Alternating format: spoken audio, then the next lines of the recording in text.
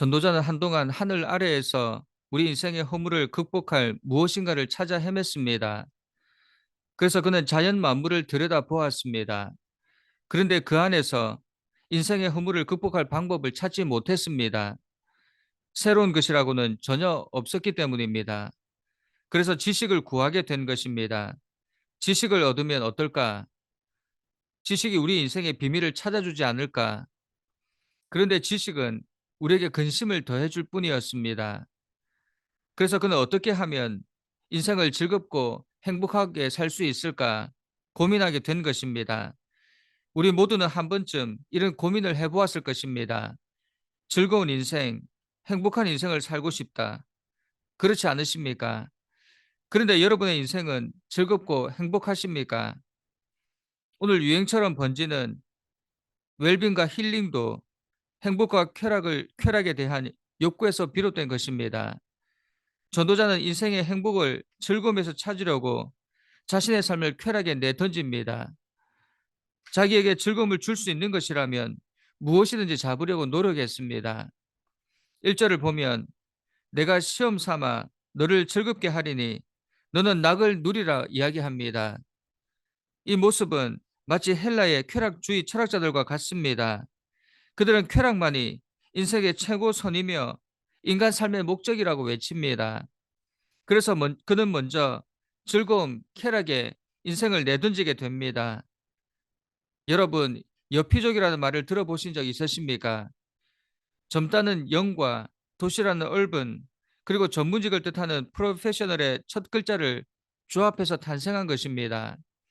여피족은 도시에 살면서 전문직에 종사하는 20대에서 40대를 가리키는 말입니다. 여피족의 공통점은 모두가 고소득층이라는 것입니다.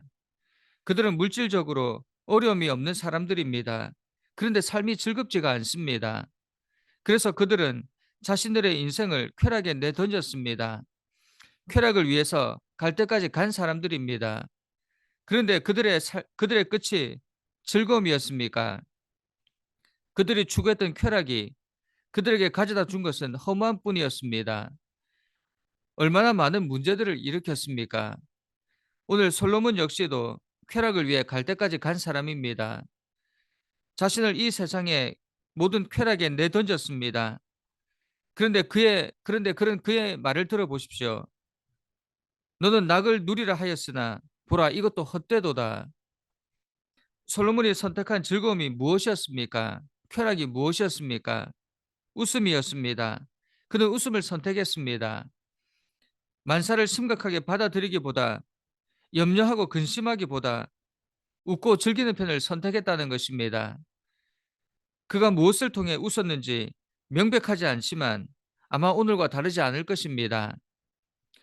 개그와 우스갯소리, 음란한 농담들, 유명한 코미디언을 불러다 자신을 웃겨보라고 이야기했을지도 모르겠습니다. 하지만 그것도 그 순간뿐이었습니다. 마음 한구석에 자리 잡은 허무함은 사라지지 않았습니다. 그래서 그는 2절에서 이렇게 이야기합니다. 내가 웃음에 관하여 말하여 이르기를 그것은 미친 것이라 하였고 희락에 대하여 이르기를 이것이 무슨 소용이 있는가 하였노라.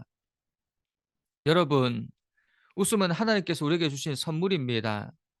시편 126편은 이스라엘 백성들이 바벨론 포로 생활을 마치고 고국으로 귀환하는 모습을 노래한 것입니다. 여호와께서 시온의 포로를 돌려보내실 때에 우리는 꿈꾸는 것 같았도다. 그때에 우리 입에는 웃음이 가득하고 우리 혀에는 찬양이 찼었도다. 하나님께서 그들을 구원하셨을 때 그들의 마음에 기쁨이 가득했습니다. 그들의 입에서 웃음과 찬양이 넘쳐났습니다. 우리가 하나님의 은혜를 경험할 때, 하나님께서 우리를 사랑하시는 것을 경험할 때, 하나님께서 살아계심을 경험할 때, 우리는 기뻐하며 웃음이 우리 삶에 가득하게 됩니다. 그리스도인이란 웃는 사람들입니다.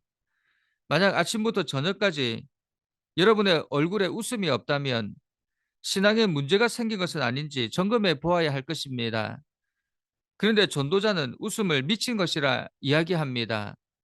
이 웃음은 다른 웃음입니다. 하나님의 은혜에 대한 자연스러운 반응이 아니라 웃음 그 자체가 목적인 목적이 되어버린 웃음입니다. 기쁨의 표지가 아닌 가식적이고 인위적인 웃음, 삶의 처절한 자리를 망각하기 위한 웃음, 찰리 채플린을 기억하실 것입니다. 많은 사람들에게 웃음을 선물한 사람입니다. 아무런 대사 없이도 사람들을 웃게 만들었습니다. 그래서 사람들은 그를 웃음 제조기라고 불렀습니다.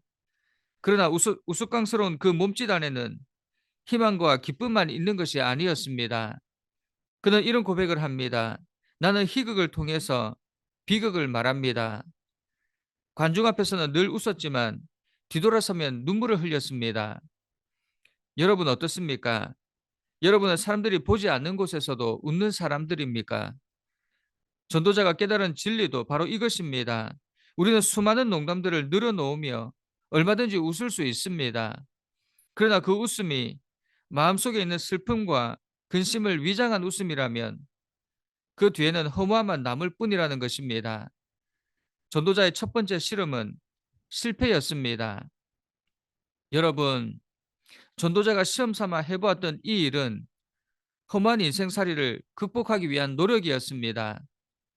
그러나 우리 인생은 실험의 대상이 아닙니다. 한 번뿐인 인생입니다. 생명이란 살라고 받은 명령입니다. 창조주 하나님께서 살아보라고 우리를 이 땅에 보내신 것입니다. 그 삶의 기회는 단 한 번입니다. 그런데 이 귀한 삶을 실험의 대상으로 삼아서 실패한다면 얼마나 허망한 인생이 되겠습니까? 어떻게 태어난 인생인데 함부로 시험 삼아서 살아보겠다고 할 수 있겠습니까? 여러분, 웃으면서 사는 것이 잘못된 것이 아닙니다. 옛말에 웃으면 복이 온다는 말이 있습니다. 그런데 문제는 어떻게 해서 얻은 웃음이냐는 것입니다.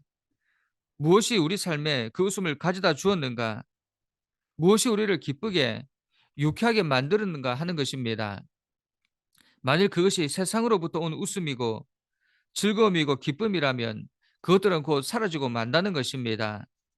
그러나 그 웃음이 하나님의 은혜와 사랑으로부터 기인한 것이라면 누구도 그 웃음을 빼앗을 수 없을 것입니다. 그 웃음과 기쁨은 영원할 것입니다. 그 웃음으로 말미암아 우리 인생의 허물을 극복하게 될 것입니다. 여러분, 우리 하나님으로 웃기를 간절히 소원합니다. 하나님이 우리의 웃음의 근원이 되기를 간절히 소원합니다. 그럴 때 우리는 이 세상이 주는 허무와 어려움들을 이겨내고 영원히 사라지지 않는 즐거움과 만족을 누리며 이 세상을 살 수 있을 것입니다. 오늘 하루 우리 웃음의 근원이 하나님이기를, 하나님이 주시는 웃음과 기쁨으로 가득하기를 축원합니다. 함께 기도하겠습니다. 사랑하는 하나님, 우리 삶에 하나님이 주시는 웃음과 기쁨으로 가득하기 원합니다. 이 세상의 풍습과 문화에 휩쓸려 거짓 웃음과 즐거움으로 방황하지 않기 원합니다. 세상이 줄 수 없는 기쁨을 찾기 위해 우리의 삶을 낭비하지 말고 기쁨의 근원 되시는 하나님을 찾음으로 실패하지 않는 인생이 되기 원합니다. 만일 우리 인생의 허물을 극복하는 길을 하나님이 아닌 다른 곳에서 찾으려고 노력했다면 이제는 하나님에게서 우리의 기쁨과 즐거움을 찾는 모두가 되기를 원합니다. 하나님이 없는 즐거움과 쾌락은 잠시 있다가 사라지는 안개와 같다는 것을, 우리에게 영원한 기쁨을 주실 분은 하나님 한 분밖에 없음을 기억하게 하옵소서. 그리스도인으로 다른 사람들의 삶에도 영향을 줄 수 있는 행복과 즐거움이 우리 삶에 넘쳐나기 원합니다. 마지막에 가서 후회하는 인생이 되지 않도록 우리 삶을 주장하여 주옵소서. 예수님의 이름으로 기도드립니다. 아멘.